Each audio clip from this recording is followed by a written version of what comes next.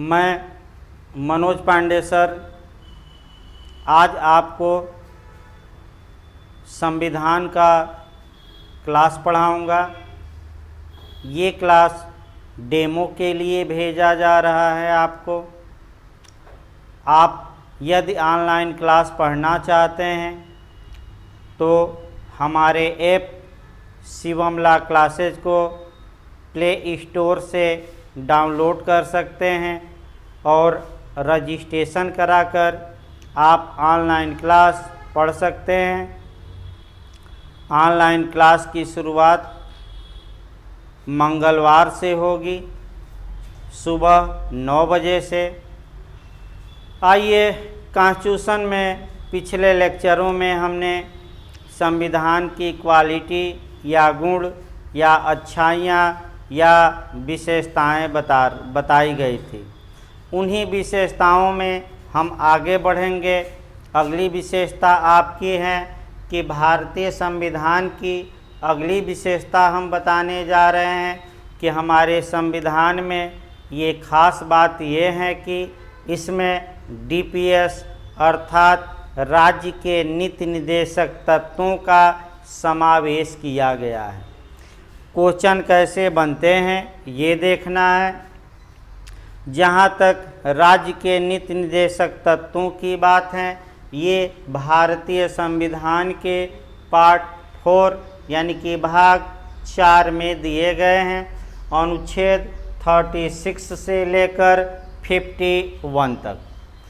दूसरा पॉइंट ये बनता है कि नीति निर्देशक तत्व कहाँ से लिए गए हैं, तो आपका जवाब रहेगा आयरलैंड से।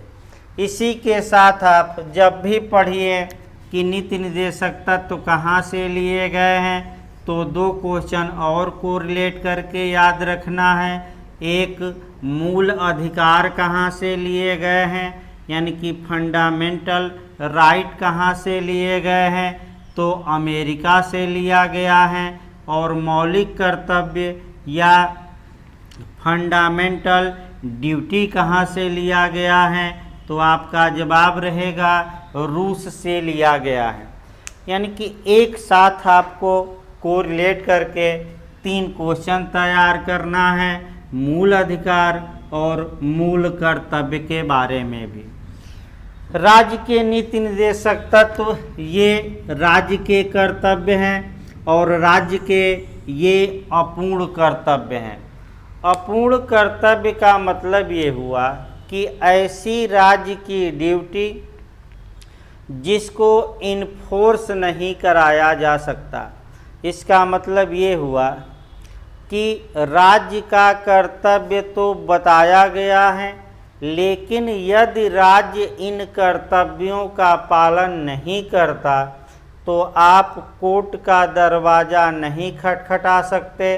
अर्थात इसका मतलब ये हुआ कि आप न्यायालय में जाकर इन नीति निर्देशक तत्वों को लागू करने हेतु न्यायालय के आदेश द्वारा राज्य को, स्टेट को बाउंड नहीं कर सकते।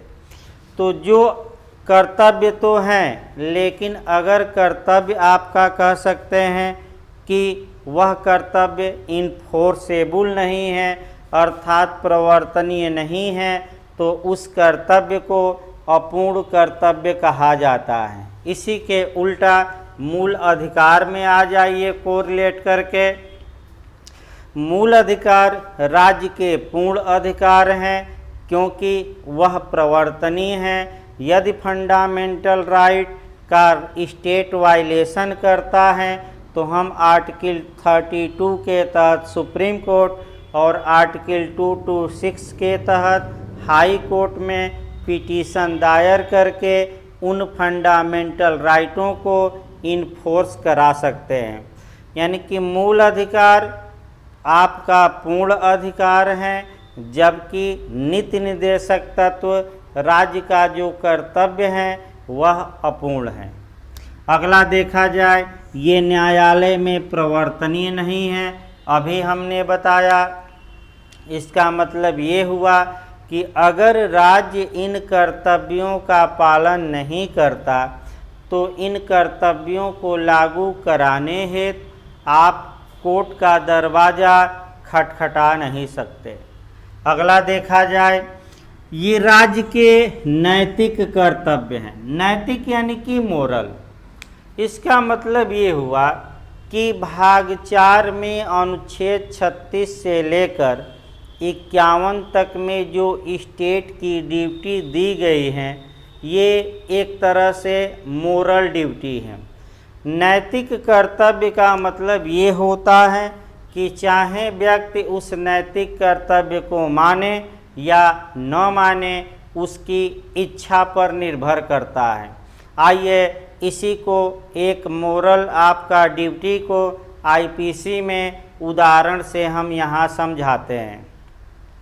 जैसे कि एक भिखारी आपके दरवाजे पर भीख मांगने आता है, आप भीख नहीं देते, वह भिखारी 2 दिन तक आपके दरवाजे पर खड़ा रहता है और 2 दिन बाद वह भिखारी मर जाता है, उसकी डेथ हो जाती है। समस्या ये आई कि क्या आप भिखारी की हत्या के लिए उत्तरदायी होंगे कि नहीं, दंड पाएंगे कि नहीं, पनिशमेंट आपको मिलेगा कि नहीं। तो अब यहाँ देखा जाएगा कि क्या ये जो भीख देने की ड्यूटी थी, कर्तव्य था, ये विधिक था कि नैतिक था। तो भीख देना विधिक कर्तव्य न होकर केवल मोरल ड्यूटी है, नैतिक कर्तव्य है। अतः अगर भिखारी मर भी गया तो आपने कोई ऑफेंस नहीं किया, आपने कोई अपराध नहीं किया। उसी प्रकार राज्य के ये नैतिक कर्तव्य हैं, चाहे राज्य इसका पालन करे न करे, उसके लिए कोई बाध्यता नहीं है। अगर राज्य इनका पालन नहीं करता तो आप इनका पालन कराने हेतु कोर्ट के आदेश से बाध्य राज्य को नहीं कर सकते। अब समस्या ये आई कि चूंकि ये राज्य के नैतिक कर्तव्य हैं, राज्य चाहे पालन करे या न करे, तो जो पिछली बार यूपीजे में क्वेश्चन बना था कि नीति निर्देशक तत्वों के पीछे शास्ति क्या है। शास्ति को इंग्लिश में कहते हैं सेंशन। सेंशन यानी कि प्रेशर क्या है, प्रेशर यानी कि दबाव क्या है। दबाव का मतलब ये हुआ कि आखिर राज्य इन नीति निर्देशक तत्वों का पालन क्यों करता है, जबकि न्यायालय द्वारा उसे बाध्य नहीं किया जा सकता। ये क्वेश्चन पिछली बार यूपीजे में पूछा जा चुका है। तो आपका एक ही जवाब रहेगा, लोकमत अर्थात पब्लिक ओपिनियन या लोकमत के दबाव के कारण ही राज्य इन कर्तव्यों का पालन करता है, विधिक दबाव के कारण नहीं।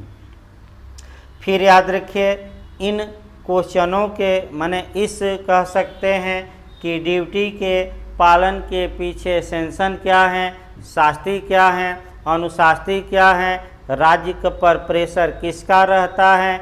अगर ये क्वेश्चन पूछा जाए तो आपका जवाब रहेगा पब्लिक ओपिनियन या लोकमत। यानी कि लोक मतलब पब्लिक यानी कि जनता, और मत में यानी कि उसकी राय, यानी कि जनता की राय या जनता के दबाव के कारण ही राज्य इन कर्तव्यों का पालन करता है।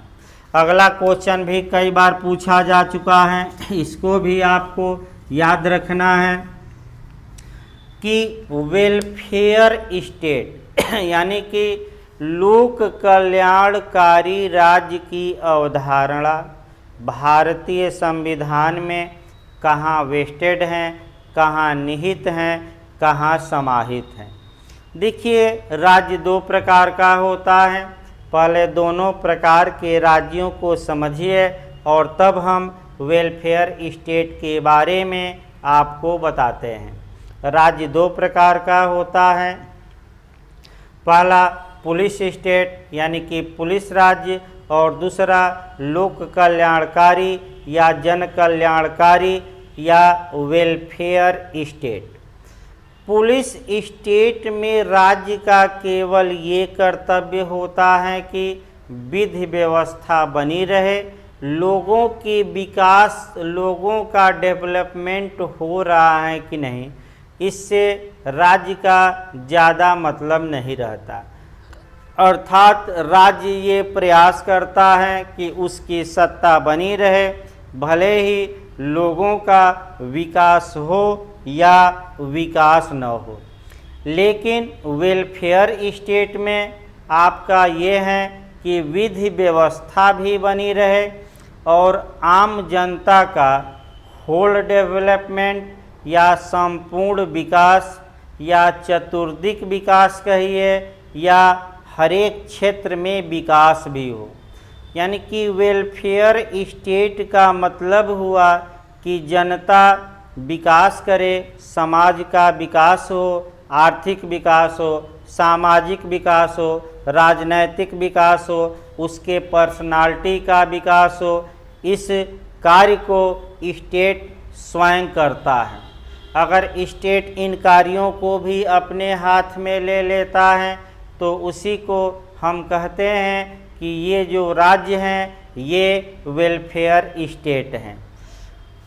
जहाँ तक भारत की बात है, स्वतंत्रता से पहले यानी कि 26 जनवरी 1950 के पहले अर्थात हमारा संविधान लागू होने के पूर्व भारत एक पुलिस स्टेट था। लेकिन 26 जनवरी 1950 से हमने अपना संविधान लागू किया और हम वेलफेयर स्टेट में जी रहे हैं। हमारे यहाँ रूल ऑफ लॉ है और रूल ऑफ लॉ के तहत किसी व्यक्ति के प्राण और दैहिक स्वतंत्रता को विधि द्वारा स्थापित प्रक्रिया से ही छीना जा सकता है।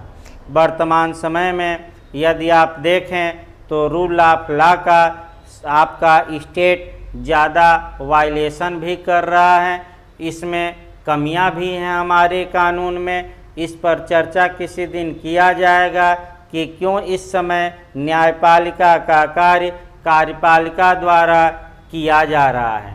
इस पर विस्तृत तौर पे आपका किसी दिन चर्चा हम करेंगे। तो वेलफेयर स्टेट की अवधारणा भारतीय संविधान के किस पार्ट में समाहित हैं? 4 में समाहित हैं। अब आइए अगला देखा जाए, ये भी क्वेश्चन कई बार पूछा गया है।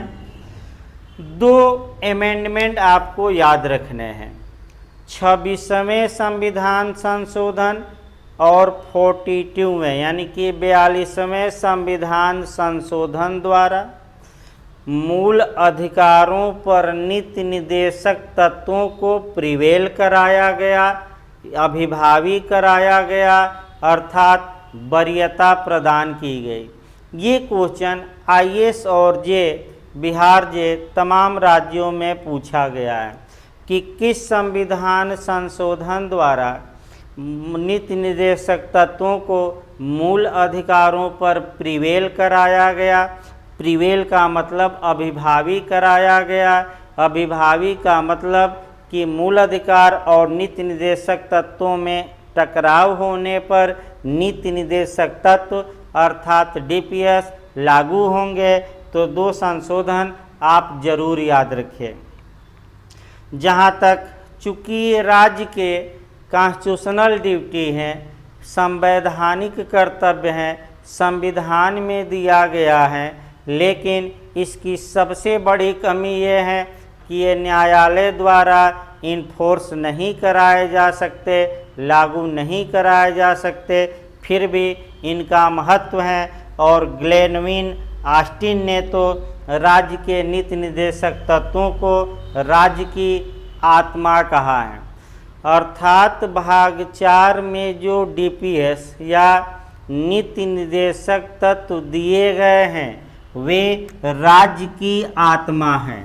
तो जैसे ही आत्मा से आपका क्वेश्चन आए और तुरंत एक क्वेश्चन और बना लेना है। पिछली बार बिहार में बना भी था, अनुच्छेद 32 का कोटेशन बना लेना है। यानी कि अनुच्छेद 32 के बारे में डॉक्टर भीमराव अंबेडकर जी ने ये कोटेशन दिया था, ये स्टेटमेंट दिया था कि अनुच्छेद 32 संविधान का हृदय और आत्मा दोनों हैं। ये क्वेश्चन आपका पिछली बार बिहार जे में पूछा गया था।